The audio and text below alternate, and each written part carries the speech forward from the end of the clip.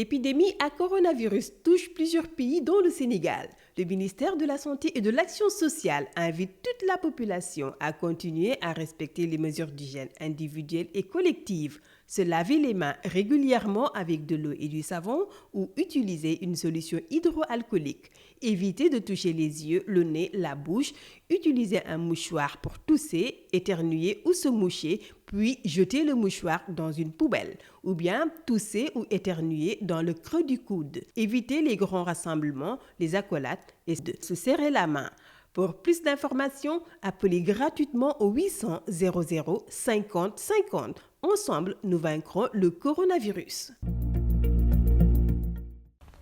jërë ngeen jëf mbokk yi ñuy teewlu à chaque fois sur la BP Actu ñu ngi leen di nuyu bu baax a baax ku ci nekk ci turam ak ci santam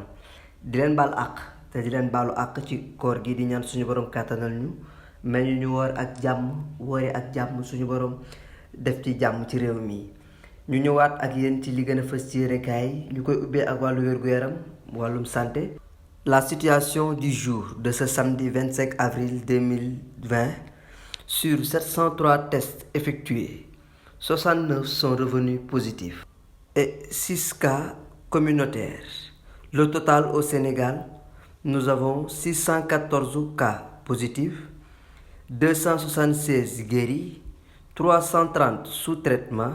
7 décédés et 1 évacué. mbokk yi ñuy fàttali rek à chaque fois ñuy jël suñu ay matuwaay ci feebar bi respecter distance yi ñuy wax ñu respecté ko. ñuy utiliser suñu ay gel de main di raxas suñu ay loxo à chaque fois moytu rassemblement moytu dajaloo ñu toog suñu biir ay kër di takk masque yi fépp fu ñuy dem fépp fu ñuy toog ñu takk suñu ay masque parce que dañu bëgg a mucc ñun ñëpp. mbokk yi ñu jàll ak yéen ci diwaanu Lougaloo ab ñaareel moo daal di jiiñ aaw ni moom moo liggéey borom këram maara day taali moom ñaareel bi yemu ca songu ko daal di koy dóor yi metti daal di matt loxo bi ak mbagg bi lépp. ci alxamis bi ñu weesu la xew foofu ci diwaanu Lougaloo waaye moom ñaareel bi nga xamante ne ni moom moo def boobule ñaawteef yoon daal dina koy teg loxo laata sax mu koy jébbal parquet bu Louga laata liberté provisoire. ñoom ñaar nag njëkkoon nañu jàppante bi ñu jàppante woon ci biir kër gi la yaama gaaruwaale ak gaaruwaale wooma awo bi yëkkati woon ay kàddu daal di koy tey ci ndoddu ñaareel bi kàddu yooyu nekk ay kàddu yoo xamante ne ni métti na ñaareel bi torop mu muñ ko muñ a muñ ba sonn mënu koo muñ. moom ñaareel bi mu bàyyi ba coow li sedd 2 jours après mu daal di koy fekk mu toog mu daal di koy songu xeex ak moom daal di koy matt bi mu ko mattee ci loxo bi ak ci mbagg yi deret bi daal di koy wër moom aawo bi. nit ñi daw àtte ñu daal di koy yóbbu ci hôpital ñu daal di koy bindal li nga xamante ni moom mooy certificat de médical mu boole médical boobu ak plainte. mu nekk loo xamante ne nii nañu bàyyiwaat suñu xel bu baax a baax wujjee du xeexoo wala xiiroo wala ŋaayoo wujjoo bokk wërsëg la wujjee nekk na loo xamante ne nii boo demee ci kër kilifa yi nga xamante ne ni am na ay wujju doo leen xàmmee parce que ñoom ñëpp benn lañu ñoom ñëpp ñoo bokk ndey ñoom ñoo bokk bàyyi dañu tàppiwaat xol yi bokk ndey te bokk bàyyi moo ñuy muccal. mbokk yi ñu jàll ak journal bu Libération wax ni liberté provisoire Mamadou Diop ISEG. juge 8e cabinet bi dafa daal di bañ boobule demande liberté provisoire Mamadou Diop di directeur général bu ISEG te sax nag moom Mamadou Diop ISEG moom mujj naa nangu ni sax moom mooy bàyyu doomu Dieynaba Balde boobu nga xamante ne ni moom moo ko tànnal tur moom moo xool ki ko neex mu tuddee ko doomam te ki mu tuddee doomam bi di compagnon Seydina Fall ñu gën ko xam ci turu Bougazeli ñoom ñaar ñëpp ñu ngi ci prison bi. waaye nag loolu teewul ni avocat wu Mamadou Diop ISEG yi tàmbalewaat nañu beneen procédure parce que nag saisir nañu chambre d'accusation pour annulation pure et simple inculpation moom Mamadou Diop ISEG. mbokk yi ba tey ñu desandi ak yéen ci famille Pouye ginnaaw nakar ak métit bi nga xamante ne ni tegoon na ci seen ndodd ci moment wu couvre-feu daal di leen di génne ñu nekk ci mbedd waagu ñaay wi. mu nekkoon loo xamante ne ni métti woon na képp kuy doomu aadama métti woon na képp kuy jullit képp kuy sénégalais métti woon na la ñu daal di leen di jël daal di leen di yóbbu ci centre culturel bu Biscuiterie le ministre Aly Ngouille Ndiaye def ci liggéey bu am solo mu nekk loo xamante ne ni ñi nga xamante ni ñoom ñoo nekk ci presse bi tamit am ci taxawaay bu am solo buñ ci taxawee daal di dajale lu toll ci 1 million daal di leen koy jox. waaye yemu ca ki nga xamante ni moom mooy l'héritier de Thione Ballago Seck la superstar sénégalaise Wally Ballago Seck moom itamit ak Komé mi nga xamante ne ni xaritam la doomu ndeyam la ànd nañu fa am lu am solo loo xamante ne ni def nañu ko fa yëkkati 1 million de francs CFA moom Wally Ballago Seck teg ci seen loxo pour dimbali leen ko yëkkati dund itamit teg ko ci seen ay loxo ñu leen di ñaanal suñu borom kattanal leen suñu borom suturaal leen ba lépp loo xamante ne ni aajowu na ak seen dundin suñu borom defal leen ko ci lu baax. mbokk yi le roi du mbalax Youssou Ndour ak Super Étoile am na loo xamante ne ni tàmmaloon nañu ko ci semaine bi ñu génn lépp. émission la woon boo xamante ne ni fii tey la tuddoon émission bu neex boo xamante ne ni dañu ko doon may en live ñun ñëpp ñu ko doon enjoy mu nekkoon loo xamante ne ni semaine bi ñu génn yëpp bari woon na ay critiques yoo xamante ne ni ñu ngi ko ci doon wax. waaye nag moom maa jigéen yëkkati na ci ay kàddoom ginnaaw bi mu jëlee décision ne day arrêté li nga xamante ni moom mooy fii tey parce que fii tey dafa nekkoon émission boo xamante ne ni bi ñu koy programmé dañu ko programmé woon pour une semaine programmé wuñu ko woon pour durant couvre-feu bi yëpp. programme une semaine la woon parce que dañu dugg ci koor te bu ñu duggee ci koor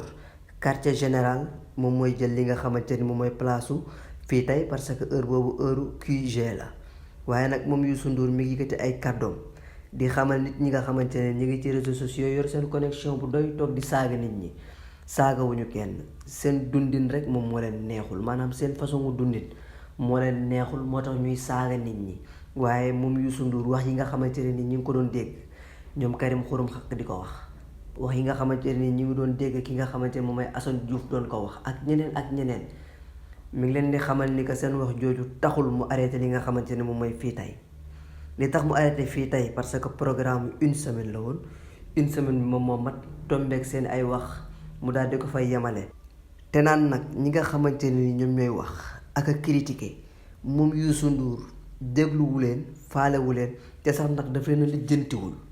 mbokk yi ñu jàll ci wàllu sport l'international sénégalais Mbaye Diagne Naar mi nga xamante ne ni à chaque fois dañu koy gis. muy amal ay live ci page Instagram am coow toppoon ko nag fan yi ñu weesu